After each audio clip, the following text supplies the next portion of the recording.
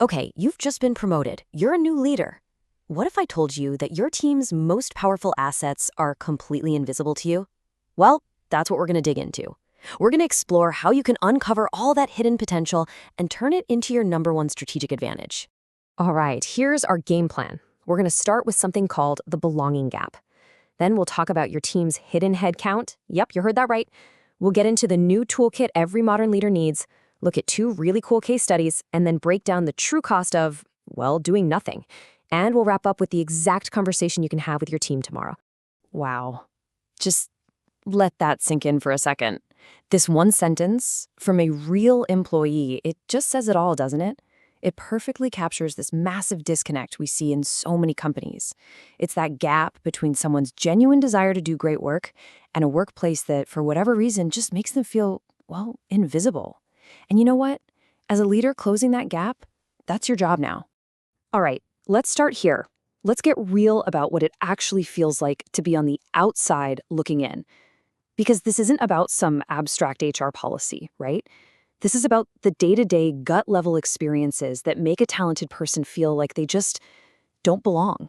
Just try to imagine coming to work every day carrying all of this extra weight. For so many people, especially folks from Indigenous or ethnic American communities, and for members of the disabled community, this isn't just a bad day here and there. No, it's a constant headwind. It's a barrier that literally stops them from bringing their A game. And for you, as a leader, this is a direct hit on the very innovation and performance you're responsible for. Okay, so we've talked about the human cost. Now let's switch gears and talk about the business cost. See, this feeling of not belonging, it creates a huge blind spot for you as a manager. And here's the kicker. The old playbook for fixing this stuff, it's been totally rewritten. So let's ask a tough question, but I promise this isn't about blame. It's just about an upgrade. Think about it. You wouldn't use a smartphone from 2015 to run your life today, right? Of course not. So why on earth would we use a 2015 mindset to lead our teams? The world has completely changed, and our tools for leading people have to change too.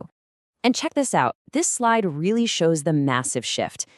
Back then, the big goal was awareness. We had endless conversations about unconscious bias. But today, the goal is opportunity, and we create it with technology. We've literally moved from just talking about bias to using AI that objectively maps out all the skills on your team. The scope is way bigger now, too, intentionally including amazing, often overlooked talent. And the tools, they're just smarter, they're data-driven, and they actually build equity instead of just talking about it. So what's actually in this new toolkit for a leader like you? Well, it really boils down to two super powerful, super practical things you can start using today: AI and accessibility. Now listen, this is the most important part. These are not some fluffy HR initiatives. Nope, these are your new core management tools. Think of it this way. AI talent platforms give you this incredible, unbiased, almost X-ray vision into the skills you already have on your team.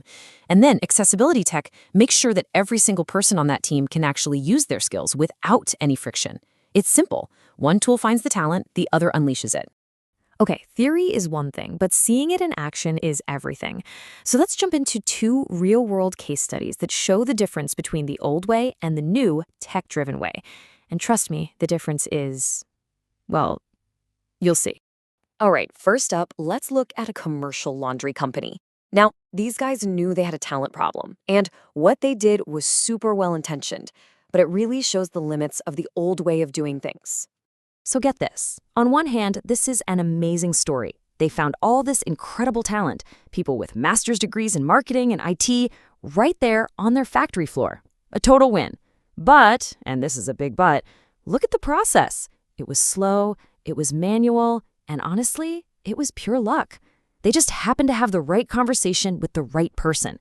That's a great story, but it's not a reliable strategy. You just can't scale that. Okay, now let's flip the script.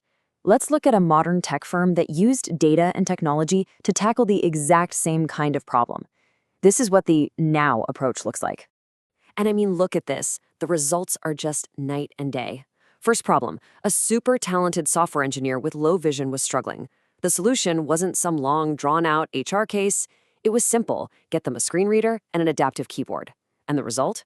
Boom, a 25% jump in productivity, and they kept an amazing employee. Then, problem two, finding people for projects was slow and biased. Solution, they rolled out an AI talent platform. And the results? They cut staffing time by nearly half, 40%, and boosted team diversity by 30%.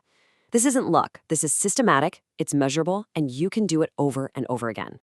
So when you see results like that, it becomes crystal clear that sticking with the old playbook isn't just standing still, it's actually moving backward. It is actively costing you.